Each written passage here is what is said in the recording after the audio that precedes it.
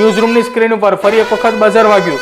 Buzzer વાગતાની સાથે જ સૌથી મોટા સમાચાર એ સામે આવી રહ્યા છે। આ સૌથી મોટા સમાચાર એ અમરેલીના ધોરાજી ખાતેથી અમરેલીના જાફરાબાદ પાલિકાની ચૂંટણીમાં ધીમી ધારે મતદાન જે ચાલી રહ્યું છે તેને લઈને સમાચાર સામે આવી રહ્યા છે।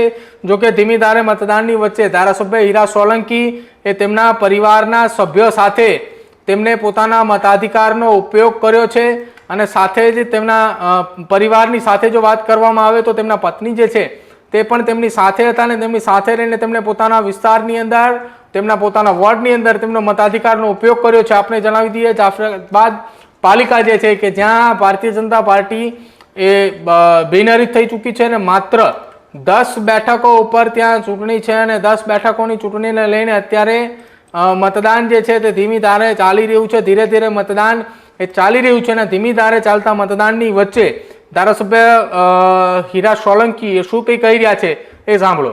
જાફરાબાદ નગરપાલિકાની ચૂંટણી અનુસંધાને આજે લોકશાહીનો ઉપયોગ કરી અને આજે મેં મતદાન કર્યું છે।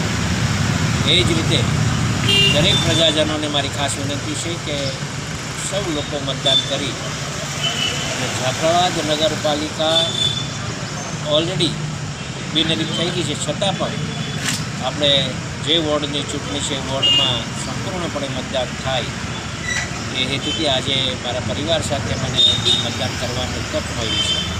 ત્યારે ગુજરાત સ્વરાજ્યની ચૂંટણીમાં દરેક ઠેકાણે ખૂબ સરસ વાતાવરણ ભારતીય જનતા પાર્ટીનું હોય અને દરેક ઠેકાણે નગરપાલિકાઓ મહાનગરો નગરપાલિકાની બનવા જઈ રહી છે, એમાં કોઈ શંકા નથી।